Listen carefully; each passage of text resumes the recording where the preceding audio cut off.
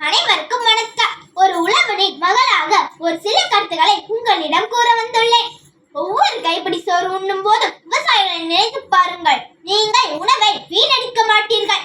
இதுவரை விளம்பரத்தில் ஈடுபடாத ஒரே தொழில் விவசாயம்தான். ஏனென்றால் அது தொழில் அல்ல, எமது உயிர். உணவு அனைவருக்கும் வேண்டும், ஆனால் யாரும் விவசாயம் செய்வதில்லை.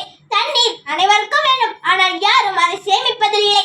நிழல் அனைவருக்கும் வேண்டும், ஆனால் யாரும் மரம் வளர்க்க மாட்டார்கள். ஒரு நாள் இவர்களை எல்லோரும் தேடுவார்கள். அந்த நேரம் விவசாயிகள் மட்டுமல்ல, விவசாயமும் எங்கோ தூரத்தில் தொலைந்து போயிருக்கும்.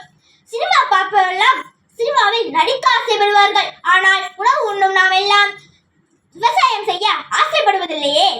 ஒரு நெல்லை வைத்து அதை 100 நெல்லாக மாற்றும் விவசாயி தான் ஒரு நல்ல விஞ்ஞானி. கலப்பை, மண்வெட்டி, கடப்பாறை, கோடாரி கண்டறிந்தவரை விட இன்னும் இந்த உலகத்தில் ஒரு விஞ்ஞானி பிறக்கவில்லை. வேளாண்மையை கைவிட்ட அனைத்து நாடுகளும் இன்றைக்கு பிச்சை எடுத்துக் கொண்டிருக்கின்றன. அந்த நிலைமை நமக்கு வந்துவிடக் கூடாது. விதைகள் உறங்கினாலும் விதைத்தவன் உறங்குவதில்லை.